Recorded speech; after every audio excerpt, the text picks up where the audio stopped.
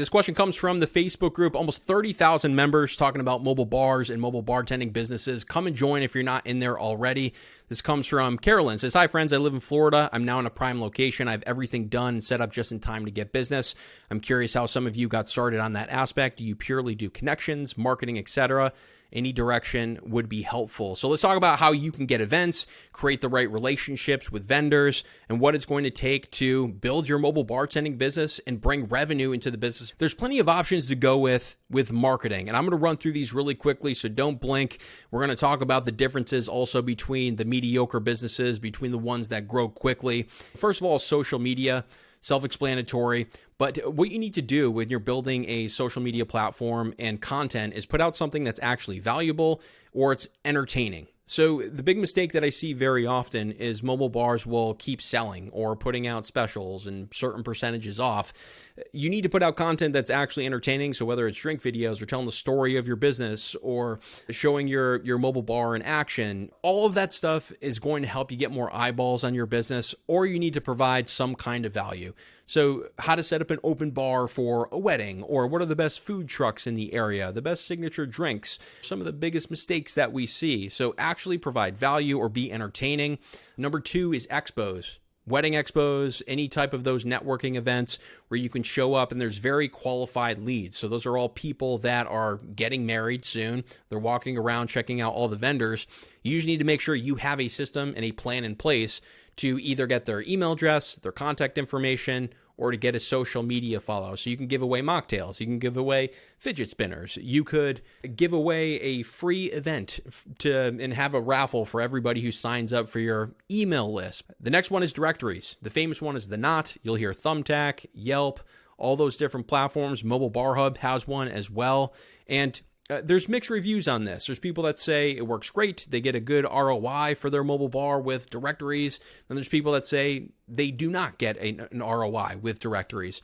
The key here is to make sure that you are putting down all the correct selling points and have clear calls to action and general information on your business, have great images, and have social proof attached to your business. Search engine optimization, or SEO, is doing the technical stuff to your website and also off of your website, just getting listed in other places to show Google that you're popular. So when somebody's looking for a mobile bar or mobile bartending business, you pop up and they go to your website, they turn into a customer.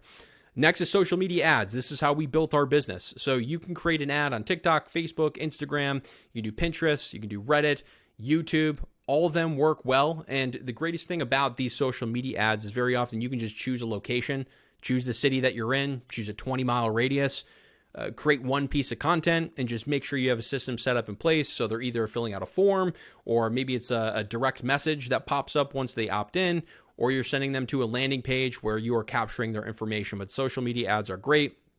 Facebook groups are great as well.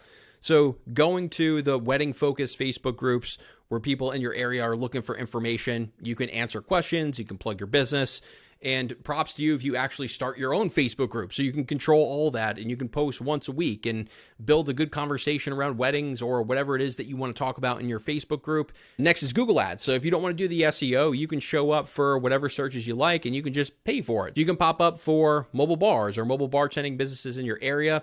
Then you can take it a step further. So if people are looking for what does an open bar cost, and it's somebody who's searching in your 25-mile radius, you can grab a spot on that search term and you can forward them to a blog and then plug your business. Next is networking. So all the wedding venues, breweries, whoever is going to be holding events, self-explanatory, start to network, even with other mobile bars. It's always going to pay off. And then Google My Business is a no-brainer. You have to do that. Absolutely do that. It doesn't take long to set up your Google business profile. There's other things that you can do, but those are the main ones. But really, there's 4 things that you need to focus on, or factors that are really going to make a difference with how quickly you grow or how successful you're being with these marketing avenues. The first one is you need to build skills. So I hear people saying, I'm not a tech person or I'm not a social media person. But in truth, you're not a social media person yet. It takes time to build these skills. So you need to have an approach of actually learning. Have some trial and error. Like your first Facebook ad isn't going to be amazing. Your first 10 social media posts are not going to be amazing. You need to start doing these things and just get better at them and have that learning mindset. Number 2 is keep things simple. you're one person or you're two people at most in most cases. You can't juggle 17 social media platforms, run ads on 7 different spaces, be on 20 different directories. Have a very simple and straightforward plan, especially for social media. You're not going to dominate all 7 different platforms. You don't have enough time to interact with all the different features, post stories, and satisfy the platform. Focus on one platform and just respond to comments, dominate that one space, and then you can add other platforms. So add Facebook and Instagram after you do TikTok or vice versa. Number 3 is you need to have systems in place. I hear people saying directories don't work, and then I hear people saying directories do have a good ROI. The Knot and Thumbtack, all those things. But the difference is the people that say it doesn't work very often are not even following up with their leads once they come in. And those leads on directories are filling out 4 different forms at once. And it's whoever is just following up with them and giving them a phone call are the ones that win the business.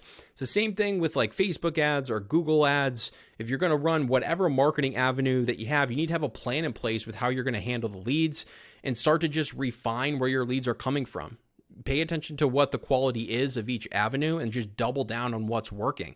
And get better at sales. Increase your close rate. Figure out what's working with your language and sales emails. Last is branding. I've talked about this woman. I always forget her name. She has like 100,000 followers. Her business partner was, I think, a photographer or was her friend.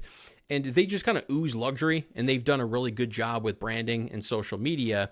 And there's built-in social proof. They have a lot of testimonials. They have a lot of followers. And that built-in urgency as well, to the point where they can sit back and they're going to get business almost on autopilot at this point. So all of that stuff, from the sharpness of your images to testimonials on Google My Business to building up a small following, at least on one platform, to show there is social proof here. People are using this business. They're in demand. So when it's your turn to book something, you better move quickly, and you better not be a person that's going to haggle on price, because this business has too many options and they're not going to deal with that. They're too much in demand. Otherwise, check out mobilebarhub.com. We have over 200 members, an over 92% renewal rate. We cover all of these avenues and how to market, and more importantly, how to sharpen your sales process so you're closing more deals and building your business and closing them at price points that are going to help you actually scale your business. So mobilebarhub.com. We'll see you in the next podcast, and have a great rest of your week.